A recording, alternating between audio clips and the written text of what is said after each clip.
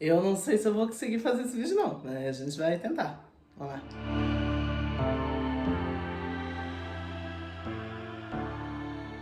Olá, Sinners! Meu nome é Alessandra, a biblioteca está aberta. E hoje eu decidi sair nessa empreitada de fazer um breve histórico da literatura africana de expressão portuguesa. E olha, eu não vou mencionar textos específicos, isso aqui é realmente uma introdução para a gente entender mesmo como a gente tem divisões de fases, entender alguns princípios básicos, esse lugar de negritude versus negrismo, crioulo, de onde vem esse termo, crioulo, criolização linguística.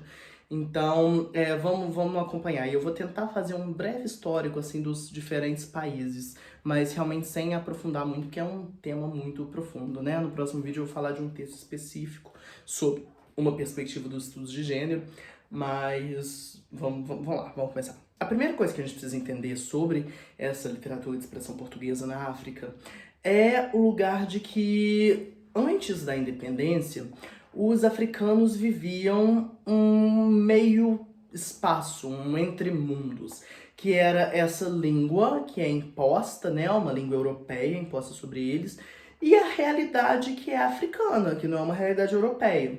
Então existia esse combate entre essas duas perspectivas dentro da epistemologia desse lugar, né? E aí a gente precisa citar alguns conceitos aqui. A gente precisa debater o tema do crioulo. No Brasil, crioulo se tornou esse sintagma pejorativo, né, para se referir a pessoas pretas e tal. Mas de onde vem essa palavra? A palavra vem do francês, né, creole. E a criolização dentro da língua é esse processo em que uma língua originalmente africana é dominada por uma língua europeia, mas essa língua europeia nunca se torna pura. Se torna essa mistura de duas línguas, de duas realidades. A criolização é essa mistura do europeu com o africano, que vai originar a língua crioula, o francês crioulo, o inglês crioulo, o português crioulo. E é daí que a gente tem esse termo que se tornou uma palavra pejorativa no português brasileiro, mas não em todas as línguas. E dois conceitos importantes que a gente precisa ter são a ideia de negritude e a ideia de negrismo. Qual que é a diferença? A negritude vai surgir na Martinica, né, de colônia francesa, com essa ideia de negritude. E o negritude vem da palavra nègre, que era o termo pejorativo do francês para se referir a pessoas pretas. Então a negritude abraça esse lugar. Tem um poema, Me Gritaram Negra, em espanhol. Eu vou deixar ele aqui embaixo no link para vocês verem, porque é muito bonito. Então esse processo de interpelação, né, da pessoa negra, de dar esse sintagma em cima dela e taxar esse sintagma de uma maneira pejorativa, e que vai ser assumido pela negritude para falar: agora somos pretos falando de pretos, a gente vai falar da nossa realidade, a gente vai expor as nossas vivências. E aí isso bate em contraposição com o negrismo. E aí o que é o negrismo? O negrismo é o espaço do branco quando ele ocupa para falar do negro. Então se a gente pensar eu acho que eu tenho um vídeo aqui no canal discutindo o Bom Crioulo, do Adolfo Caminho, e o Adolfo Caminho era branco, né? Então é uma perspectiva negrista, inclusive bastante racista sobre a pessoa negra. Então a gente tem esses dois lugares, a negritude e do negrismo. E aí, beleza. Como aconteceu essa literatura africana de expressão portuguesa? A gente tem que entender que as coisas não são completamente orgânicas, né? A gente não tem como estabelecer, até esse momento era isso, até aquele momento era aquilo. A gente tem estudos que fazem algumas divisões para entender como foi o desenvolvimento dessa literatura.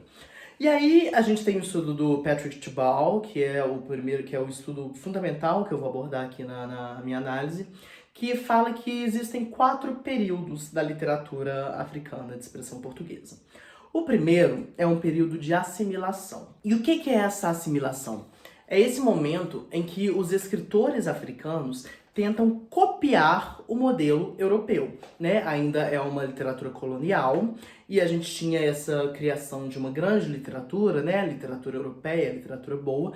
Então os autores africanos vão tentar copiar essa estética. E muitas vezes era algo que não era engajado, em que a África era ressaltada como esse espaço ambiental, não tinha humano, né? Eram as matas e os bichos e os mares e os rios. A gente não tinha esse sujeito que vai chegar ali depois em contraposição à imposição europeia. Até que a gente chega numa segunda fase, que é uma fase de resistência.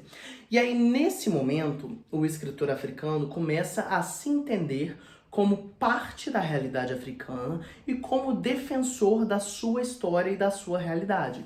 E aí a gente começa também a ter um rompimento com os moldes europeus.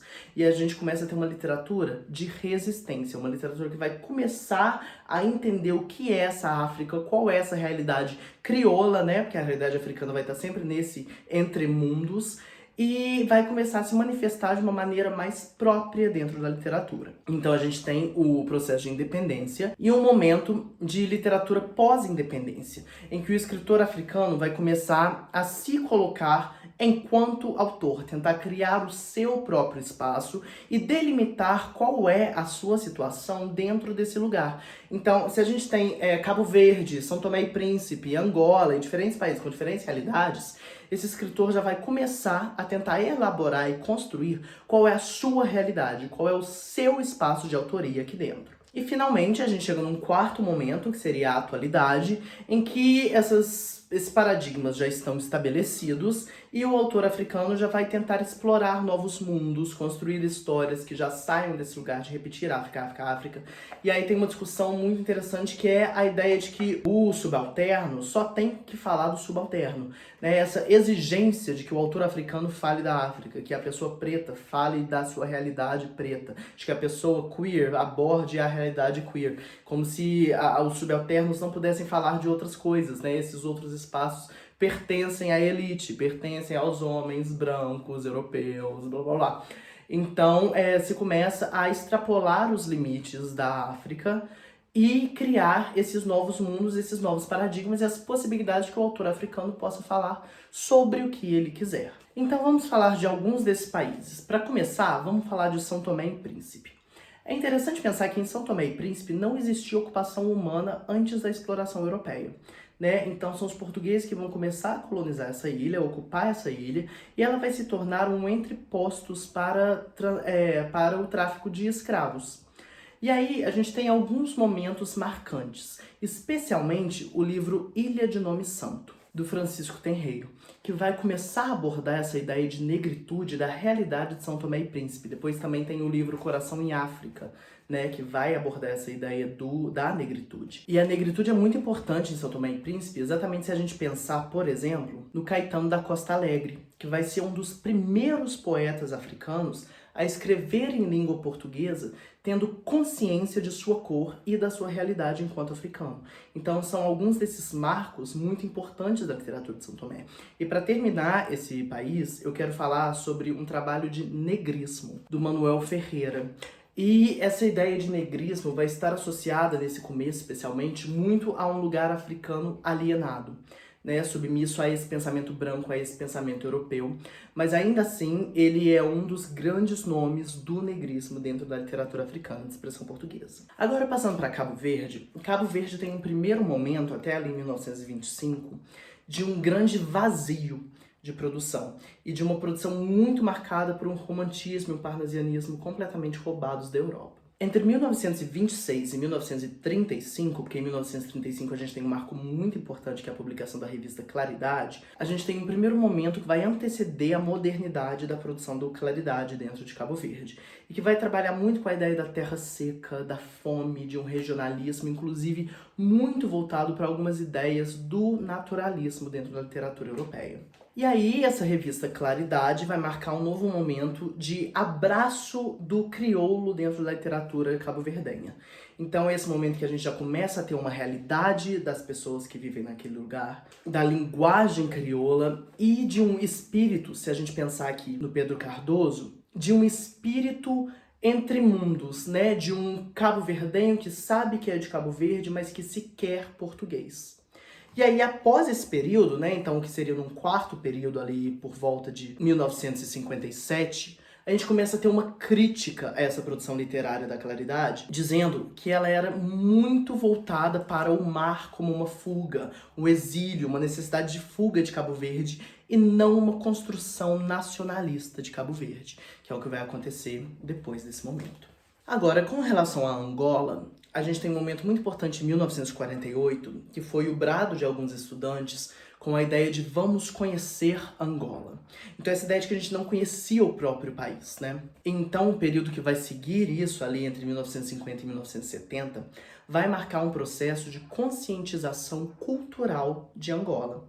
Até a publicação da revista Cultura, que vai marcar uma necessidade de busca por uma mãe África e uma ideia de temas de fraternidade e identidade. Então a gente começa com uma discussão que é um pouco perigosa de pan-africanismo, né, de que existe algo de semelhante em toda a experiência africana por conta do neocolonialismo. E aí nisso a gente tem uma poesia muito evocacionista. O que isso quer dizer? Era uma busca desse homem angolano antes da colonização, como se fosse o africano real, aquele que veio antes de os portugueses dominarem. Então uma busca por um passado que de certa forma não existe, né? Essa construção desse passado a partir de perspectivas que se queria que fossem. Então a nova poesia angolana já começa a abordar um lugar de revolução e de construção de identidade, construção revolucionária de identidade e de briga por independência.